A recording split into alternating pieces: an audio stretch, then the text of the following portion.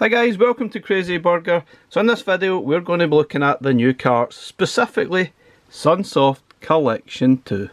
Let's get started.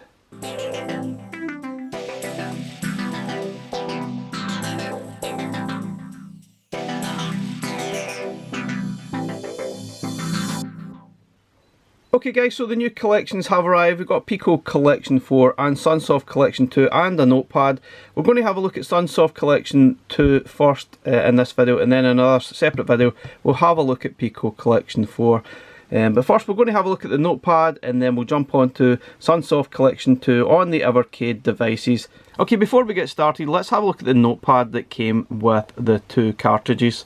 This was a Fun Stock exclusive, and it's actually a really nice Notepad. Not sure it's worth all the money that was added on right enough, but it's nice. It's actually got some raised text here and detail on the front. It's kind of quite a hard cover. It's made out of leather. You also got the pen with it as well, so let's open it up just quickly. I love all the details on it, and I'm going to use this probably for video planning. So it's quite nice. It's lined, and the pen's actually quite cool as well. It's got an Evercade brand on it, which is nice. Please don't judge my handwriting. It's quite a nice writer as well. There we go, absolutely perfect. I'm going to use this probably for video planning, which I usually do with my notepads. Usually write a lot of different ideas that I've got upcoming and what I'm going to do in videos. Anyway guys, let's have a look at Sunsoft Collection 2. This comes complete with 7 games. We've got 8-bit, 16-bit and 32-bit games on this. Now I wasn't a huge fan of the first collection, but I know it's got its fans out there. I felt the games are definitely quite tricky, and it's probably more of the same stuff. Quite frustrating, quite tough, so yeah, beware of that. If you didn't enjoy the first collection, then chances are the second collection you may not enjoy either. But if you like the first collection, you're probably going to love this completely. 7 games: Blaster Master Enemy Below, Ufouria the Saga, Daze Before Christmas, Aero the Acrobat 2, Zero the Kamikaze Squirrel, Pri Pri Primitive Princess and Galaxy Fight. Pretty cool. There's some 7 games here. Well, let's have a look at the manual and the cartridge before we get stuck into playing the games. As usual, the lovely looking cartridge. Okay, let's have a look at the instruction booklet as usual. A little bit about Sunsoft, and some details about all the games as normal.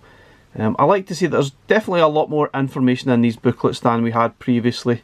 This is Blaster Master Enemy Below. I think this is Game Boy Advance, probably. Pretty similar to the game we have on Collection 1 though.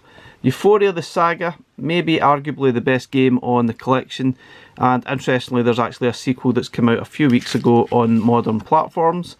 Pretty cool. You get to choose between different characters, obviously after you've defeated them. We've got Days Before Christmas, so we've now got a Christmas game. I think this is probably a SNES version. This one's actually not too bad, it's a platformer. Got the Aero the Acrobat 2, the sequel to the first game obviously, which it's pretty much more of the same. Maybe it's more frustration, I don't know. And we've also got the spin-off game, Zero the Kamikaze Squirrel, which is another platformy style game. Maybe it's not as frustrating, or maybe it's even more frustrating, I don't know. We've also got a Game Boy game, Pri Pri Primitive Princess, and this one's a puzzle style platformy game, which is kind of interesting. And we have the PlayStation title Galaxy Fight Universal Warriors. Now it's a one-on-one sort of fighting game, or beat 'em up, whatever you want to describe it.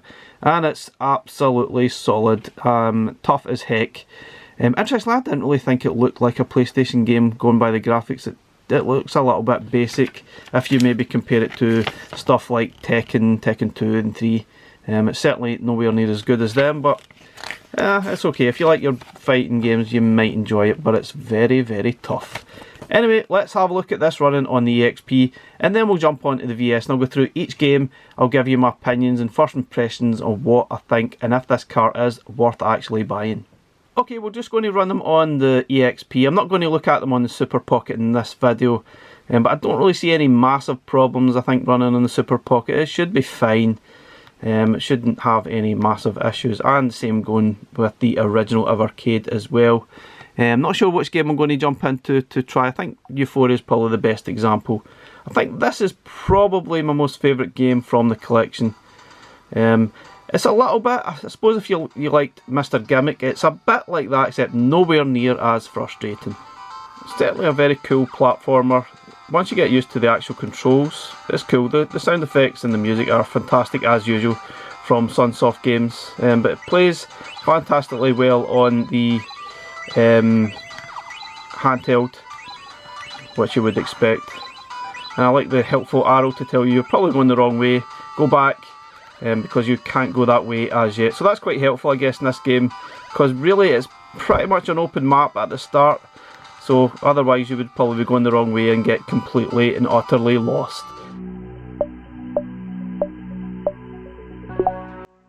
Okay, so starting with Aero the Acrobat 2, it's basically a follow-on from the second game, silly story. I guess if you didn't really like the first game, I don't think you're going to enjoy the second one that much more. It is pretty much more of a same frustrating experience that I enjoyed a little bit, and then I got frustrated the more you get into the actual game. It seems a little bit more straightforward than the first game. I think the first game you had to activate certain platforms, click certain things, that sort of thing. This seems more like a straightforward platformer. Basically you're just trying to get through the levels from beginning to end and then move on to the next one type of thing. So it's a little bit less frustrating, a little bit less confusing. There is things to collect, like stars. You can use the stars to actually shoot to destroy the enemies. Sometimes it's frustrating where some of the enemies require 2 hits to actually die, and again, much like the game Tinhead, the enemies just jump right in front of your path and you will lose hit points instantly, so it's really frustrating, and sadly that is a regular occurrence through the entire game. Now, if you don't mind playing games that are notoriously difficult, then this might be for you. If you enjoyed the first game, then you'll probably enjoy this one as well. Personally, it's not for me. I just don't enjoy games that are notoriously tough and frustrating. I'm sort of at that age where I really want to play games that are a bit more relaxing, less frustrating, and probably calm me down a bit, rather than cause me to swear at the screen constantly, which isn't really the point of playing video games, I guess. But anyway, it's nice, there's no doubt about it. The graphics are lovely, the sound is really cool, high quality polished platformer, but just a very tough and frustrating one. And probably based on that, it's probably one I'm not actually going to return to, because I just don't want to play games that are this frustrating. But I guess if you enjoy these type of games and the first game, you might actually enjoy it a lot better than I did.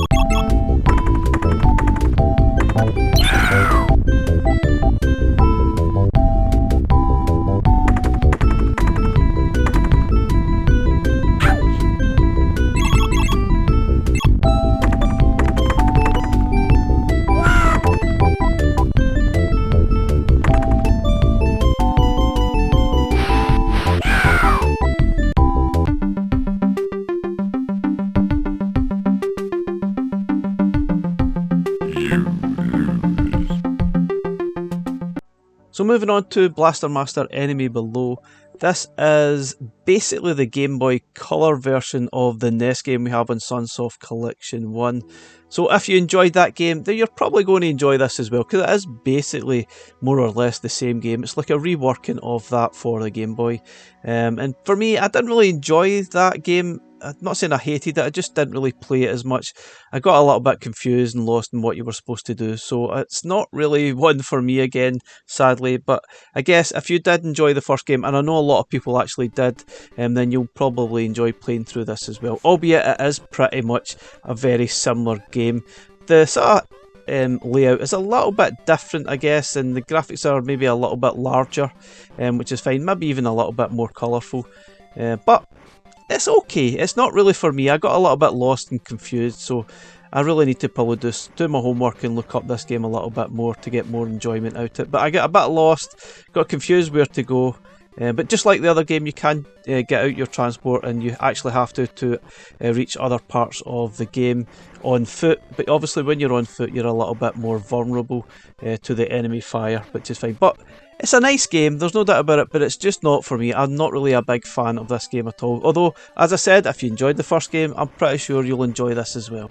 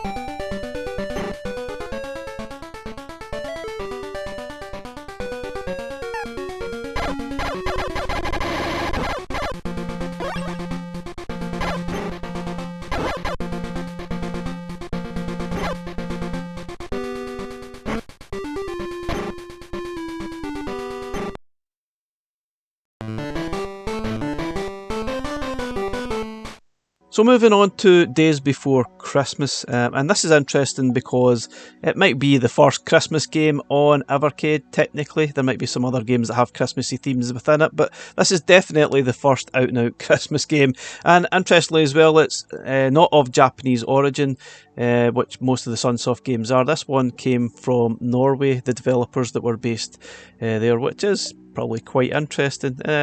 This one's actually not too bad. It's not too difficult. I guess it's a little bit more straightforward platformer to play, a little bit more enjoyable. It's most likely aimed at younger kids, I guess, even though there is an evil Santa that sometimes appears if you drink too much tea or whatever concoction that you jump across. I guess it's tea, but it's okay, you know, it's a good fun to actually play through. It's not amazing. It's a very straightforward platformer. I'm sure loads of people will probably kickstart this at Christmas time. You could probably play it each day at a time, given the fact there's an advent calendar there. You could maybe play one level every single day leading up to Christmas, which would be kind of interesting. But graphically, it's fantastic, looks really nice, and I say it's very easy to pick up and play, which is a pleasant change from the frustrating games that are on this collection. It does get a little bit more tricky as you go through the level, but I actually quite enjoyed this one.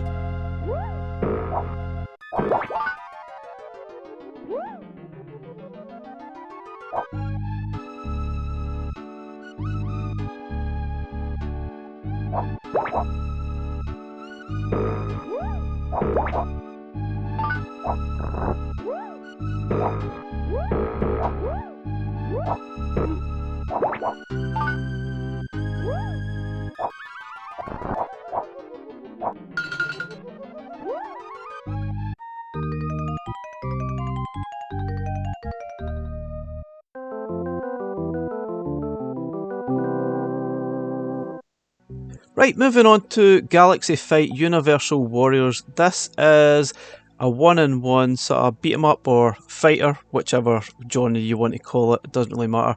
But this is from 1995. So in the PlayStation history, this was a very early title for PlayStation, and I think it actually shows in the graphics. Looking at it, it doesn't really scream out as being a PlayStation 1 game.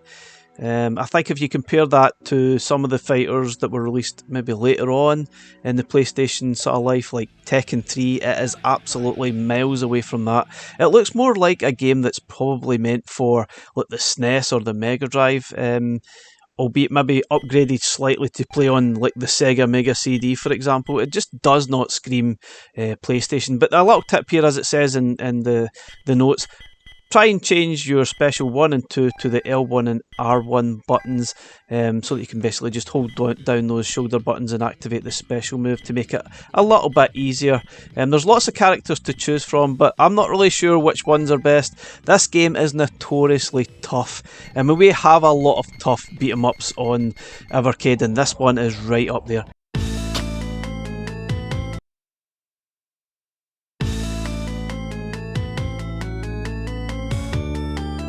Round 1, fight!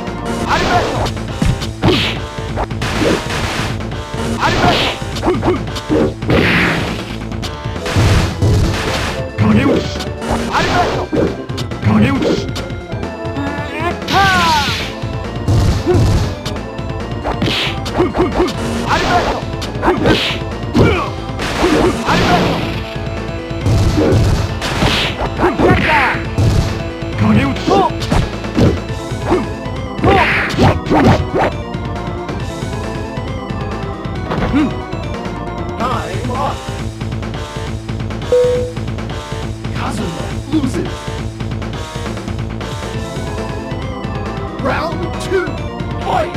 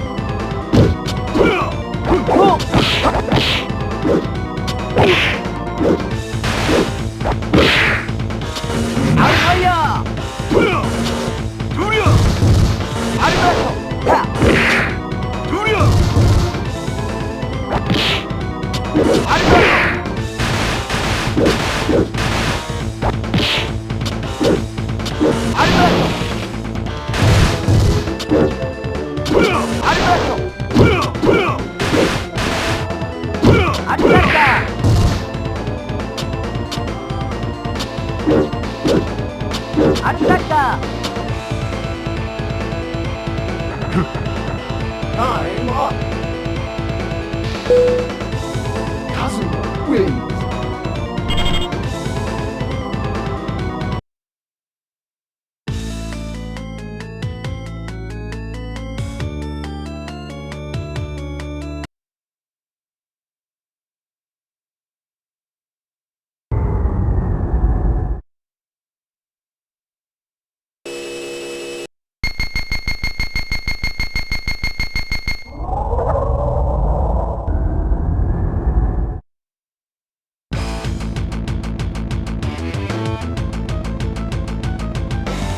Round one. Fight.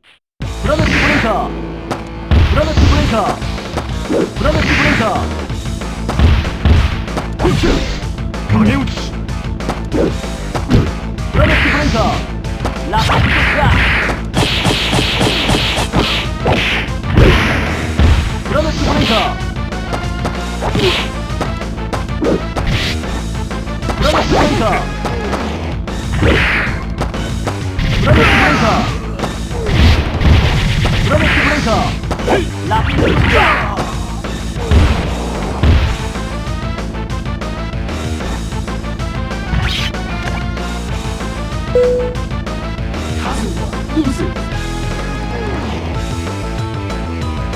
Round two. Fight.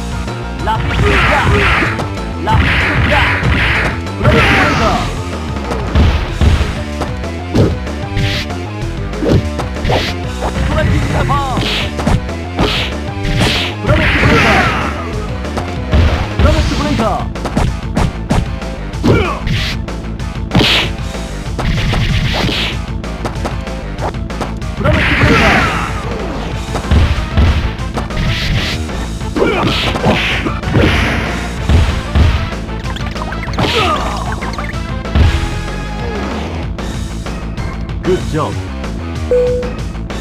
Kazuma loses.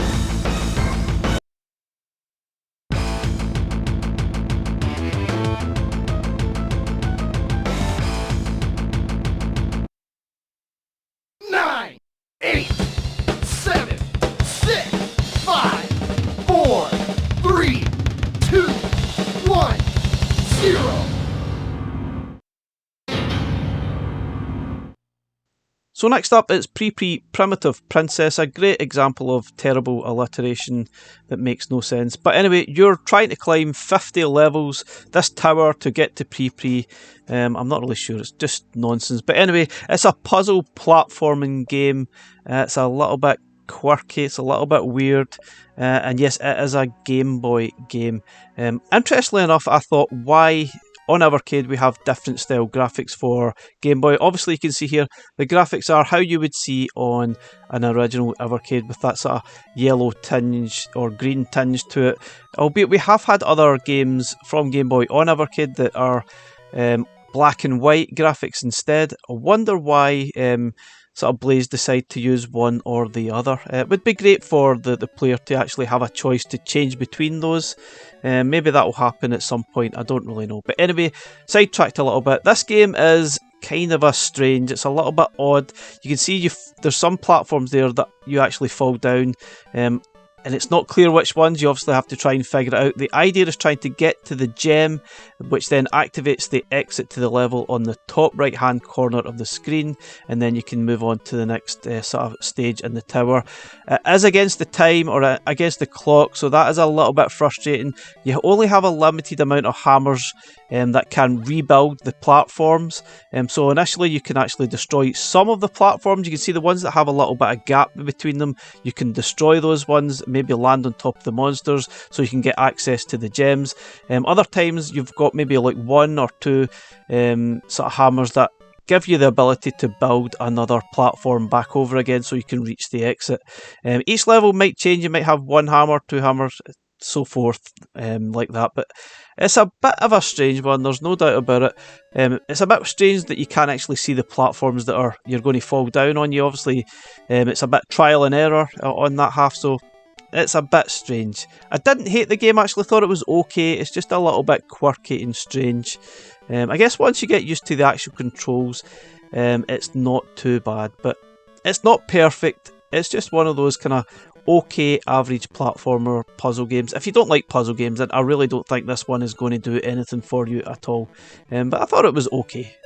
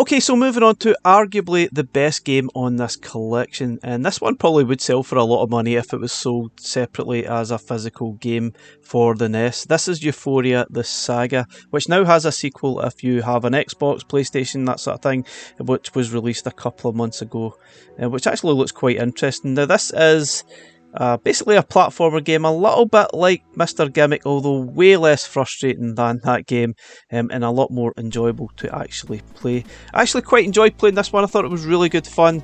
Yes, it's still a little bit frustrating here and there, but make sure you utilise those save states so that you can obviously run back and sort of load in your previous save if you do actually mess up. So the idea to start with, you're trying to sort of rescue your friends who've been, I think they fell down a crater or something, and obviously they've lost their memories. You need to basically defeat them the first time you see them, and then you join forces with them and try to understand what's going on with the sort of mysterious world or whatever the heck's going on. Bit of a usual daft story, but it's a really cool game. The characters are really different. Now, obviously this is the base character. You then get characters that can maybe jump a little bit higher, or they can withstand the sort of snow and ice levels, so to speak. Now this character, for instance, can't go on the snowy ice levels, despite the fact he's wearing a lovely Warham hat, so that makes absolutely no sense. But anyway, it is what it is. That's basically the structure of the game, and I actually enjoyed it. It is a little bit frustrating, but it's nowhere near as bad as Mr. Gimmick. Mr. Gimmick was absolutely horribly tough, and this game is nowhere near as horribly tough. I actually enjoyed this one, and as I said, I think this could well be the best game on the collection. It's probably the one I'm going to play the most out of Sunsoft Collection 2, there's no doubt about it, and it's probably one of the only games I'll probably come back to and play until I actually finish it. I did enjoy it that much, and based on that, I would probably say this game would be worth buying this collection for this game alone. The rest of the games are so average, but I'll sum up at the end of the video. I did definitely enjoy this one.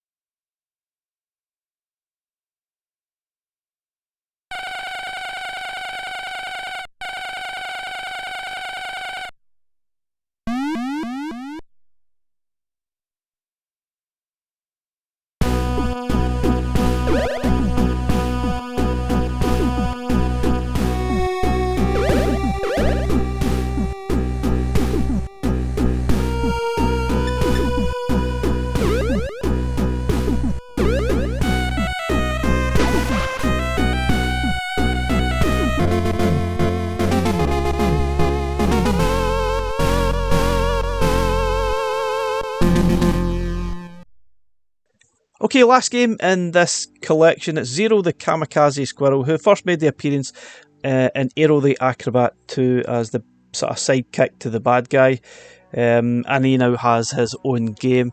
And this is another sort of platforming style game, and there's not really any massive goals, even though there's lots of things to collect on each level. I found basically all you need to do is get from the start to the end as best as you possibly can without taking any hits and dying. Obviously it screams a little bit of Sonic the 2 right from the opening sequence, and this opening level also screams to me as being a little bit like Cool Spot. That's basically what I thought when I played it, but the actual game, it feels maybe a little bit more like Zool. Obviously you would ideally want to try and zoom through the levels as quick as possible like Sonic the Hedgehog, but I really don't think that's the best way of playing it. I tried doing both, going slowly and maybe going as quick as possible, but either way is extremely frustrating to actually play. It's just one of those platformers like Aero the Acrobat. It's nice, it looks fantastic, great sound, but it's unbelievably tough and very frustrating. So if you don't mind your platformers a little bit tricky and challenging, then you'll probably enjoy this one. But for me, I just got really frustrated and swore an awful lot.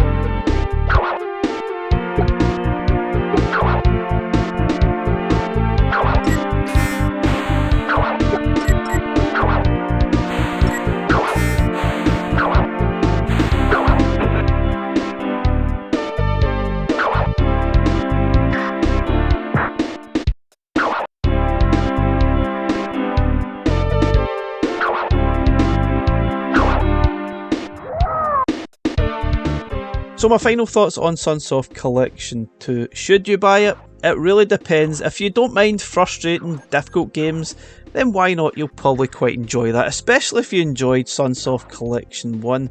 But if you did buy Sunsoft Collection 1 and didn't enjoy it and were frustrated with it, then you're probably going to find that this one is pretty much the same.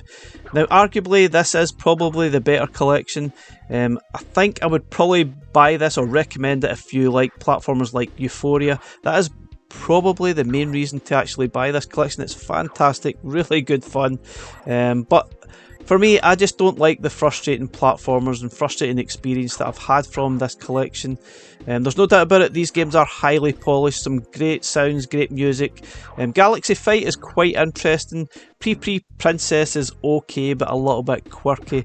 The other platformers, Aero the Acrobat, Zero the Kamikaze, Not entirely sure they're really worth buying this collection for, but if you don't mind that challenge, then why not go for it? But again, if you didn't like the first collection, highly doubtful that you're actually going to enjoy this one. But anyway guys, that's my thoughts. Please let me know in the comments what you think of this collection. Are you going to buy it? Do you think it's frustrating to play, or do you really enjoy this experience? Please let me know. Thanks very much for watching again, and I'll catch you again in the next one. Bye for now.